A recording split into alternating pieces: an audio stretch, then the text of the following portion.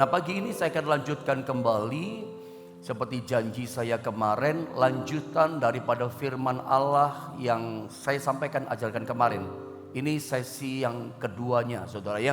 Kita masih bicara tentang perjalanan bangsa Israel menuju tanah Kanaan. Kita kembali baca ayatnya dalam Keluaran pasal 14 ayat 1 sampai dengan ayat yang keempat. Saya baca ayat yang ke-1, saudara teruskan ayat yang kedua, lalu ayat yang keempatnya sama-sama ya. Keluaran pasal 14 ayat yang ke-1, begini kata firman Allah, berfirmanlah Tuhan kepada Musa demikian. Teruskan ayat 2. Katakanlah kepada orang Israel supaya mereka balik kembali dan berkemah di depan Pi-hahirot antara Migdol dan laut, tepat di depan Baal Sefon. Berkemahlah kamu di tepi laut. Ayat yang kedua, maka Fir'aun akan berkata tentang orang Israel, mereka telah sesat di negeri ini, padang gurun telah mengurung mereka. Ayat keempat sama-sama kita membacanya 2 dan 3. Aku akan mengeraskan hati Fir'aun sehingga ia mengejar mereka, dan terhadap Fir'aun dan seluruh pasukannya aku akan menyatakan kemuliaanku, sehingga orang Mesir mengetahui bahwa akulah Tuhan. Lalu mereka berbuat demikian. Kemarin saya katakan pada saudara, ketika setiap kita atau setiap orang menghadapi namanya masalah, apalagi masalah itu masalah yang berat sampai menjepit kehidupannya, maka setiap orang ketika dia berhadapan dengan masalah, masing-masing orang itu punya cara yang berbeda. Masing-masing orang itu punya respon dalam menghadapi persoalan yang menjepit hidupnya. Ada orang ketika dia menghadapi masalah, aneh ya, dia makin terpuruk. Kayaknya makin hancur dia. Kenapa seperti itu? Karena dia cuma berdiam diri saja. Dia berpikir saya sudah terjepit, saya nggak punya kemampuan apa-apa. Akhirnya apa? Karena dia tidak bertindak, tidak bikin apa-apa, itu responnya akibatnya makin terpuruk dan makin kacau, hancurlah hidupnya. Tapi saya katakan kemarin ada orang jenis kedua, ketika dihantam oleh masalah menjepit hidupnya, justru kesulitan masalah itu menjadi satu lecutan buat dia. Untuk apa? Untuk melompat lebih tinggi. Untuk justru dia mengalami perkara yang luar biasa. Nah, mari kita belajar bagaimana sikap kita, respon kita dalam menghadapi setiap masalah-masalah yang sulit yang menjepit kehidupan kita. Mari kita akan sama-sama belajar lewat kisah dari perjalanan bangsa Israel menuju tanah Kanaan. Ada 4 hal pagi ini, ada 4 kebenaran rohani yang saya coba bagikan sama saudara. Yang pertama adalah Allah, Tuhan kita, itu terkadang menuntun kita dalam tanda kutip masuk dalam keadaan terjepit. Kadang kita dibawa Tuhan, dituntun Tuhan, dipimpin Tuhan dalam kondisi seperti itu. Mari kita baca ayatnya ya. Keluaran pasal 14 di ayat yang kedua. Ayo jemaat Tuhan yang saya kasihi, kita akan sama-sama baca ayat ini sama-sama. Untuk jadi ingat-ingatan buat kita, supaya kita gak bingung memandang perspektif jalan Tuhan dalam hidup kita. Sama-sama kita baca Keluaran pasal 14 ayatnya yang kedua, 2 dan 3. Katakanlah kepada orang Israel supaya mereka balik kembali dan berkemah di depan Pi-hahirot antara Migdol dan laut, tepat di depan Baal Sefon. Berkemahlah kamu di tepi laut. Jelas dalam kisah ini kemarin saya ajarkan untuk kita perhatikan frase kata yang berkata supaya mereka balik kembali dan berkemah di depan Pi-hahirot. Yang nyuruh ini adalah Tuhan, gitu ya. Yang kasih perintah kepada umat Tuhan, yang kasih komando balik lagi berkemah di Pi-hahirot, tinggal di situ, diam di situ. Itu adalah firman Tuhan. Itu adalah perintah Tuhan. Itu adalah tuntunan Tuhan sendiri pada umatnya. Tuhan yang suruh kembali ke Pi-hahirot. Nah persoalannya, masalahnya, problemnya adalah Pi-hahirot ini saya katakan kemarin adalah sebuah tempat yang tidak strategis buat umat Tuhan. Bukan tempat yang nyaman gitu loh untuk mereka stay di situ. Bukan satu tempat yang keadaannya baik untuk mereka tinggal di situ. Nah, ini anehnya.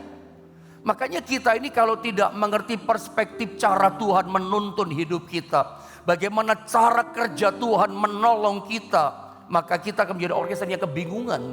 Kita akan mulai ngomel, kita akan mulai bersungut-sungut, kita berkata, Tuhan udah gak cinta lagi sama saya.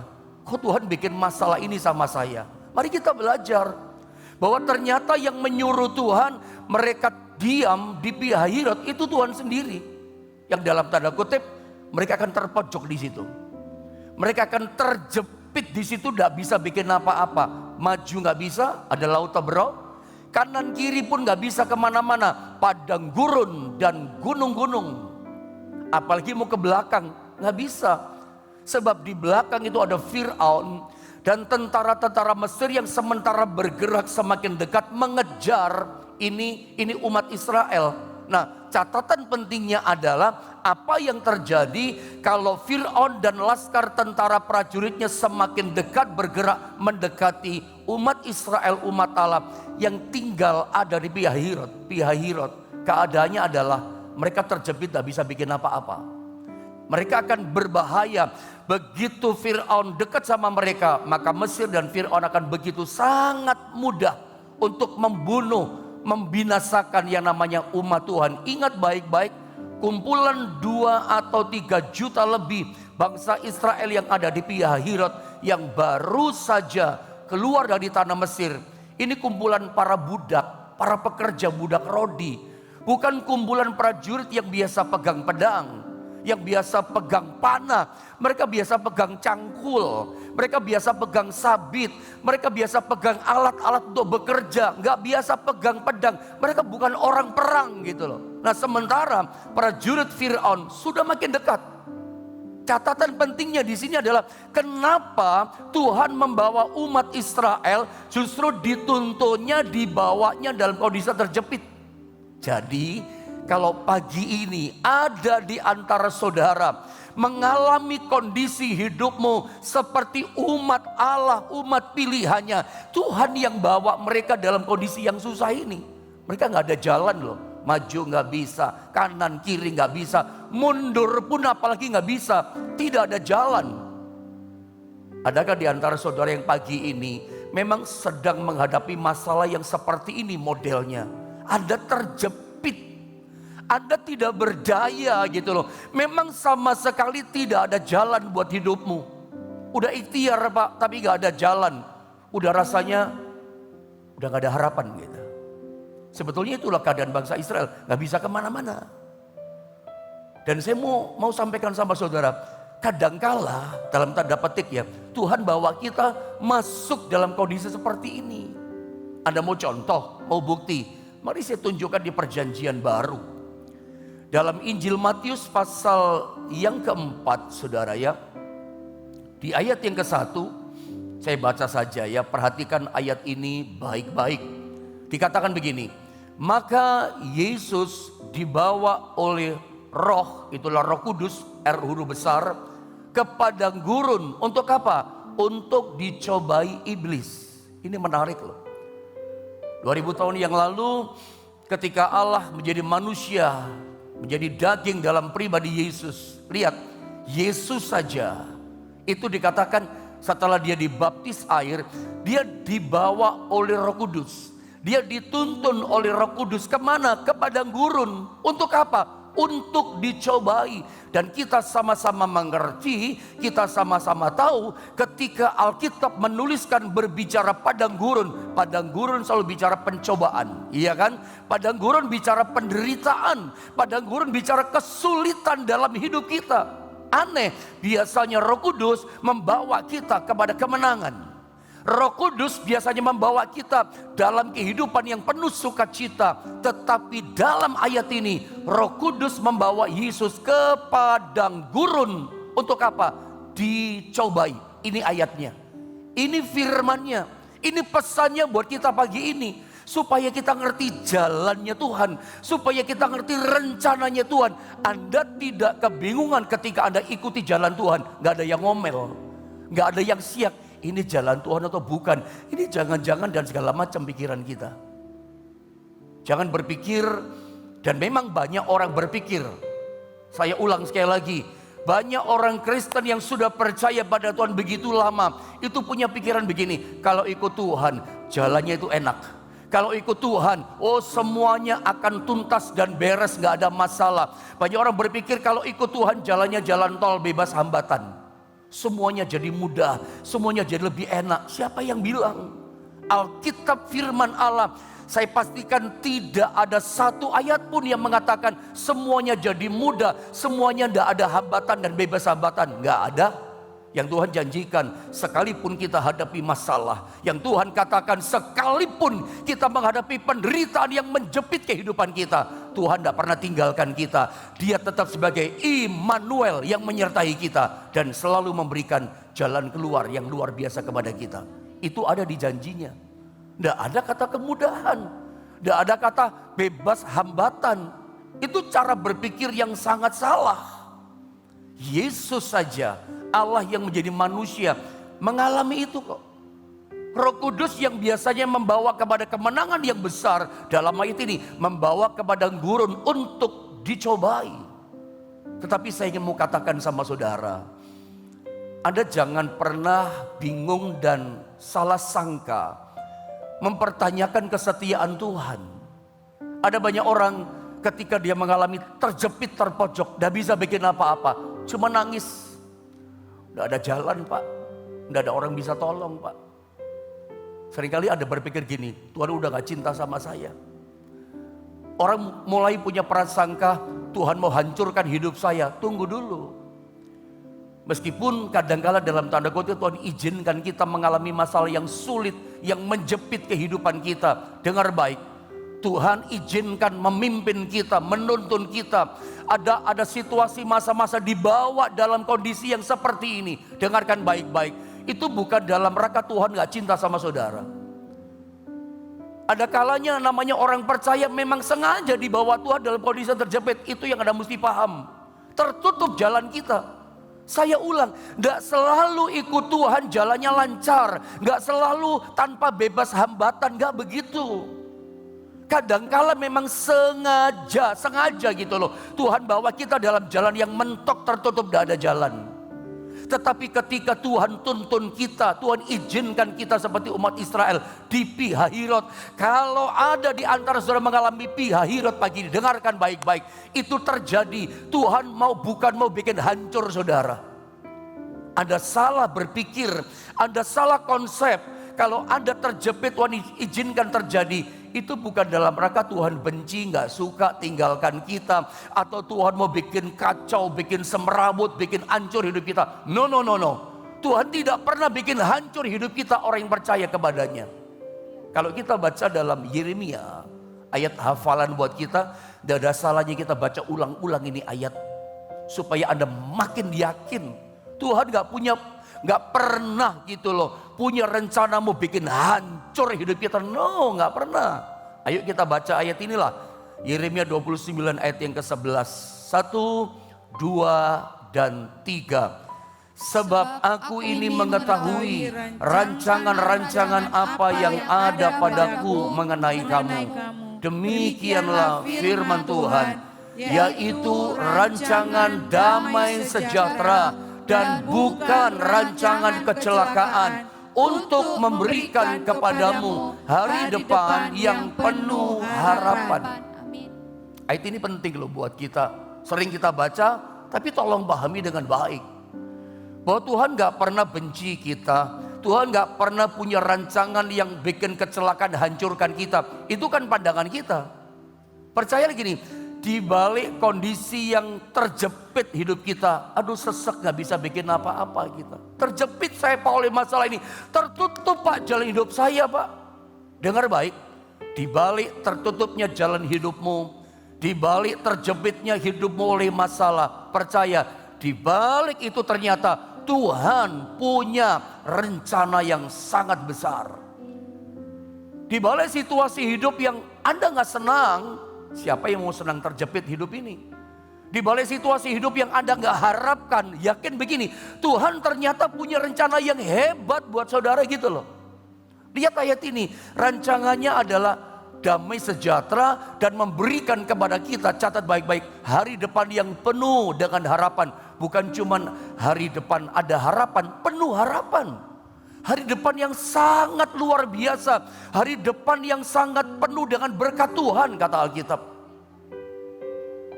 Mari saya tunjukkan satu ayat.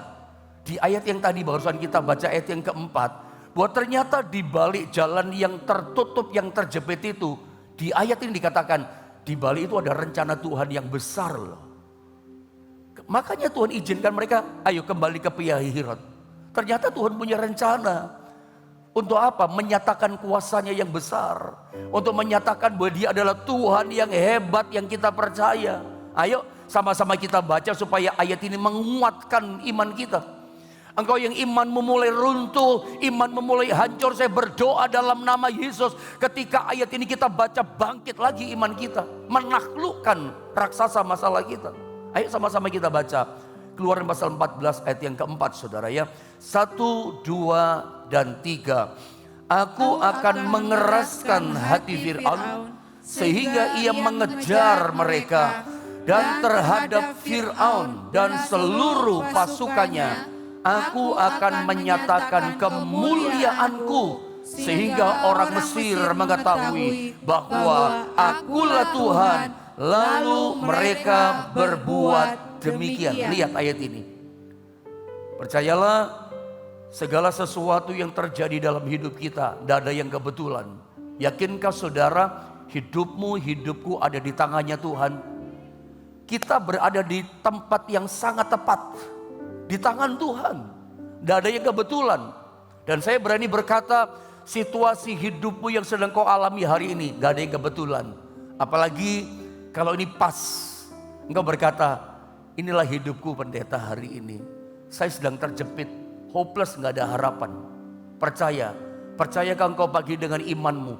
Di balik hopelessmu, di balik kondisi yang menjepit itu, Alkitab katakan ternyata Tuhan punya rencana yang besar. Supaya kita tahu kehebatan kuasanya. Karena memang itu tujuannya. Untuk apa Tuhan membawa kita di kondisi terjepit? Alkitab katakan supaya mereka tahu hebatnya kuasa Tuhan. Aku mau menyatakan kemuliaanku. Saya pernah sampaikan sama saudara, satu kali Tuhan pernah ngomong sama Marta. Karena satu kali ketika Yesus berkata, angkat batu itu, Marta langsung motong. Marta nyelak, dia berkata, Tuhan jangan, dia udah busuk, udah 4 hari dia mati. Kalau bahasa sederhana, biasa hari-hari, jangan dong Tuhan, malu nanti udah mati kok, udah busuk, apa-apaan Tuhan. Ya, dia udah 4 hari mati. Yesus berkata, Marta, Marta, bukankah sudah kukatakan kepadamu bahwa kalau kamu percaya, kamu akan melihat kemuliaan Allah. Hari ini perkataan yang sama yang dikatakan oleh Yesus itu dikatakan kepadamu.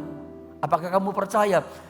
Kalau kamu percaya pagi ini, Alkitab katakan kamu akan melihat kemuliaan Allah. Karena ternyata di balik semua kondisi terjepit yang Tuhan izinkan terjadi sama kita, tujuan Tuhan cuma satu. Tuhan mau menyatakan kemuliaan kuasanya dalam hidupmu. Percayakah saudara akan hal itu? Kalau engkau percaya pagi ini, engkau pasti akan melihat kemuliaan Allah. Jadi kalau ada di antara saudara yang benar-benar pagi ini memang dituntun dalam terjepit, siap-siap, saya mau katakan siap-siap. Sebentar lagi saudara akan melihat kemuliaan kuasanya yang luar biasa. Besarkan hatimu, lapangkan hatimu. Tunggu sebentar lagi waktunya. Kau akan melihat kemuliaan Tuhan dinyatakan, saudara. Sebab itu saya mau kaitkan poin 1 dengan poin yang kedua. Ingat ya, yang pertama, kadang-kala memang sengaja Tuhan tuntun kita masuk dalam kondisi terjepit. Ternyata di balik kondisi terjepit Tuhan punya rencana yang besar. Apa rencananya? Tuhan mau nyatakan kehebatan kuasanya, kemuliaannya kepada saudara. Siap-siap untuk menerima kuasa kemuliaan. Yang kedua, nah Allah menguji kita ya dalam keadaan terjepit itu. Ada ujian. Setan mencobai hancurkan kita, Tapi ternyata Tuhan tuntun kita dalam kondisi terjepit itu ada ujian. Itu ujian dari Tuhan. Hari ini kamu bisa mulai chatting sekarang juga katakan, ternyata masalah yang aku hadapi hari ini itu adalah ujian dari Tuhan buat hidupku. Ingat ya, masalah yang kau hadapi hari ini yang sedang terjepit itu ujian loh dari Tuhan. Tuhan sedang menguji, pengen lihat hati kita. Percaya gak sama Tuhan? Ayo besarkan iman saudara. Justru mengalami kesulitan, itu kesempatan tunjukkan kedalaman imanmu. Tuhan, aku tetap percaya Tuhan. Mari kita baca ayatnya saudara ya. Keluaran pasal 14 ayat 5 sampai ayat 9 saudara ya. Mari kita akan sama-sama baca ayat ini bergantian saja ya. Ayat 5 sampai 9, saya 5, saudara 6, nanti 9 sama-sama. Ayat 2, 3 saya baca. Ketika diberitahukan kepada Raja Mesir, lihat bahwa bangsa itu dikatakan telah lari. Maka berubahlah hati Fir'aun dan pegawai-pegawainya terhadap bangsa itu. Dan berkatalah mereka, apakah yang telah kita perbuat ini, bahwa kita membiarkan orang Israel pergi dari perbudakan kita. Berubah hatinya Fir'aun. Teruskan ayat yang ke-6 saudara. Kemudian ia memasang keretanya dan membawa rakyatnya serta. Ayat 7 saya baca ya. Ia membawa 600 kereta yang terpilih. Banyak banget ya. Ya segala kereta Mesir masing-masing lengkap dengan perwiranya. Teruskan 8 saudara. Demikianlah Tuhan mengeraskan hati Fir'aun, raja Mesir itu, sehingga ia mengejar orang Israel. Tetapi orang Israel berjalan terus dipimpin oleh tangannya yang dinaikkan. 9 sama-sama kita baca 2 dan 3. Adapun orang Mesir, segala kuda dan kereta Fir'aun, orang-orang berkuda dan pasukannya mengejar mereka dan mencapai mereka pada waktu mereka berkemah di tepi laut dekat Pihahirot di depan Baal Zephon. Benar semuanya ternyata. Begitu Fir'aun dan kereta-kereta perangnya dan seluruh prajuritnya yang jumlahnya begitu sangat banyak ribuan orang, seperti pasir di laut kata Alkitab, itu semakin mendekati Pihahirot. Artinya semakin terjepitlah itu umat Tuhan. Nah, yang kita mau belajar adalah ketika kita mengalami kondisi terjepit ini, saya mau sampaikan sama saudara begini lewat pengajaran firman ini. Ini kesempatan kita untuk apa? Menunjukkan kedalaman iman kita. Persoalan kita hadapi menjepit kita itu ujian dari Tuhan. Tuhan sedang uji iman kita. Tuhan sedang uji hati kita. Tuhan lihat hatimu percaya atau tidak. Saya tidak tahu, adakah di antara saudara yang kondisinya keadaannya menghadapi seperti Israel, terjepit gak bisa bikin apa-apa. Mungkin dalam bentuk gini, engkau punya hutang yang sangat besar, bahkan sangat besar sekali. Sampai-sampai engkau merasa begini, gak mungkin bisa bayar Pak Pendeta, gak mampu saya. Apalagi sekarang ditambah kondisi misalnya bisnis saudara, kerjaan saudara gak lancar, kembang kempis, sepi dagangan saudara, maka itu akan otomatis berpengaruh pada ekonomi saudara, keuangan saudara makin terpuruk. Udah punya hutang yang sangat besar luar biasa, kerjaan agak macet, keuangan akan makin hancur tuh. Kalau ada di antara saudara barangkali ngalami situasi seperti ini, atau ada saudara sedang sakit dan dokter udah berkata, ini keadaan sakitnya Pak, ini Bu, kok ini sakitnya, ini. Anda mulai cemas, Anda mulai takut. Ini situasinya dalam tanda kutip memang menjepit hidup kita. Anda sedang berada di Pihahirot hari ini. Ternyata Tuhan memang sengaja membawa Anda mengalami ini. Kalau itu ujian dari Tuhan, ini kesempatan. Saya mau katakan, ini kesempatan bagimu. Tunjukkan kedalaman iman percayamu kepada Tuhan. Saya mau kasih pesan sama saudara. Kalau ada Anda pagi ini terjepit oleh masalah, kesempatan pagi ini tuh juga tunjukkan kedalaman percayamu.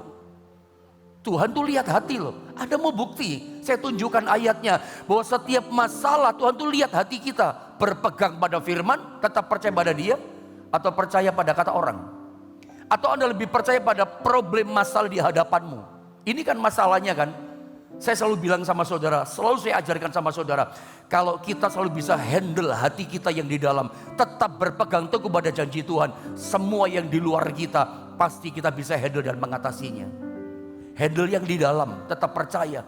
Ketika perahumu tenggelam, Yesus ngomong gini sama murid-muridnya, tenanglah, aku ini jangan takut. Ketika dia berkata tenang, bukan pada badainya, bukan pada gelombangnya, bukan pada akar masalahnya. Apa akar masalahmu? Itu nanti nggak akan menjadi tenang, bisa handle kalau hati kita dulu bisa dihandle. Tenanglah, aku ini jangan takut. Kepada siapa Yesus berkata tenang? Kepada hati para murid-muridnya yang mulai ketakutan, yang mulai kacau. Jangan dikuasai ketakutanmu, tapi dikuasai oleh imanmu. Tunjukkan kedalaman imanmu. Mari kita lihat Ulangan 8 ayat yang kedua. Sama-sama kita baca ya ayat ini. Ketika baca biar jadi rema buat kita, meneguhkan iman kita. Saya percaya ayat ini banyak meneguhkan hidupmu yang sedang punya masalah pagi ini. Kita sama-sama baca Ulangan 8 yang kedua, 2 dan 3. Ingatlah kepada seluruh perjalanan yang kau lakukan atas kehendak Tuhan Allahmu di padang gurun selama 40 tahun ini dengan maksud merendahkan hatimu dan mencobai engkau untuk mengetahui apa yang ada dalam hatimu, yakni apakah engkau berpegang pada perintahnya atau tidak. Jelaskan? Ini firman loh yang bilang, bukan saya yang ngomong. Tuhan yang bilang dalam ayat ini bahwa setiap padang gurun yang kita hadapi, setiap pencobaan, setiap kesulitan yang kita gak harapkan. Gak ada orang suka berharap mengalami masalah. Tapi kalau itu terjadi dalam hidupmu hari ini, dengar baik-baik, itu ujian dari Tuhan. Ujian atas hidupmu. Setiap orang punya ujian. Saya bisa melayani Tuhan hari ini pun ada banyak ngalami ujian. Ada ujian saya masing-masing. Kayaknya setiap tahun ada ujiannya, ada prosesnya yang kita mesti menangkan. Nah hari ini semua berkata, menangkan ujian hidupmu sekarang. Karena Tuhan sedang melihat hatimu, dikatakan, dan mencobai engkau untuk mengetahui. Mengetahui apa? Apa yang ada dalam hatimu, yakni apakah kau berpegang pada perintahnya atau tidak. Bagaimana dengan saudara? Masih percaya sama Tuhan? Ini ujian dalam hidupmu.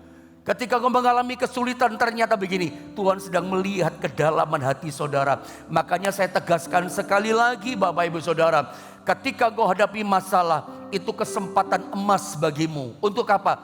Tunjukkan kedalaman imanmu. Aku tetap percaya Tuhan, meskipun sambil nangis. Meskipun sambil tergetar hati saudara, karena beratnya itu ujian. Tapi engkau tetap berkata, aku tidak berubah Tuhan. Aku tetap beriman kepadamu. Itu yang ada pada Daniel. Diancam hukuman mati, tetap dia berdoa kepada Allahnya. Dan memuji Tuhan seperti yang biasa dia lakukan. Tidak ada kendornya ini orang. Tidak ada kurangnya, dinginnya imannya pada Tuhan. Justru dihantam ancaman yang menjepit dia, dihukum mati, masukkan gua singa. Alkitab katakan apa? Daniel tetap dia berdoa kepada Allahnya. Dia tetap tunjukkan kedalaman iman dan cintanya pada Tuhan. Masih mengasihi Tuhan. Saya katakan dari awal kemarin sama saudara, memang dari awal Tuhan, ketika kita ikut Tuhan, jalannya gak enak kok. Tuhan gak pernah iming-iming kita. Seperti orang dewasa ngiming-ngiming anak, ayo ikut aku, ayo sini dikasih permen yang manis. No, Tuhan gak begitu. Ya, Tuhan gak pernah kasih iming-iming yang manis sama kita. Kamu mau ikut aku, kamu mesti siap loh. Pertama menyangkal diri, pikul salib setiap hari, baru kamu bisa ikut aku. Kalau kita gak siap menyalibkan daging, gak siap mematikan daging, gak bisa kita ikut Tuhan. Ikut Tuhan itu bukan bebas hambatan. Ikuti jalan Tuhan, kalau kita gak ngerti perspektifnya Tuhan, kadang kita bingung. Tapi hari ini bersyukurlah lewat firman Allah kita diajari oleh Tuhan. Masih 2 yang saya bagi sama saudara. Yang 3 sama 4 kayaknya besok saya bagi, tanggung. Kalau saya bagikan yang ketiga waktunya gak cukup. Tapi dari 2 hal ini yang saya bagi sama saudara, gini loh. Semakin besar masalah yang menjepit kita, semakin besar kuasa Tuhan bekerja berkatnya sama kita. Kalau Anda hadapi masalah yang kecil-kecil saja, ya kecil dong kemenangannya. Kenapa tiba-tiba Daud itu menjadi the rising star hari itu. Menjadi bintang yang bersinar luar biasa. Karena dia barusan menang mengatasi masalah yang besar. Semuanya kalah hadapi Goliat. Daud menang hadapi Goliat. makin besar masalah, makin besar kemuliaan mujizat yang kau alami dalam hidupmu. Jadi kalau hari ini kau berkata, besar masalahku Tuhan, siap-siap. Anda pun akan menerima berkat kuasa Tuhan yang besar dalam hidupmu. Ayo kuatkan iman saudara. Ya, besarkan imanmu dalam menghadapi situasi sulit. Karena memang kadangkala Tuhan membawa kita. Dan ingat, rencana Tuhan dalam kehidupan kita adalah memberikan hari depan yang penuh dengan pengharapan. Pegang seperti pujian tadi, rancangan Tuhan sempurna buat kita. Rancangan Tuhan buat kita itu yang terbaik. Apa yang terjadi hari ini, nanti kau akan melihat terpesona. Dia berikan segala yang terbaik dalam hidup kita. Tujukan ke dalam hatimu, tetap berpegang pada rencana dan janji Tuhan.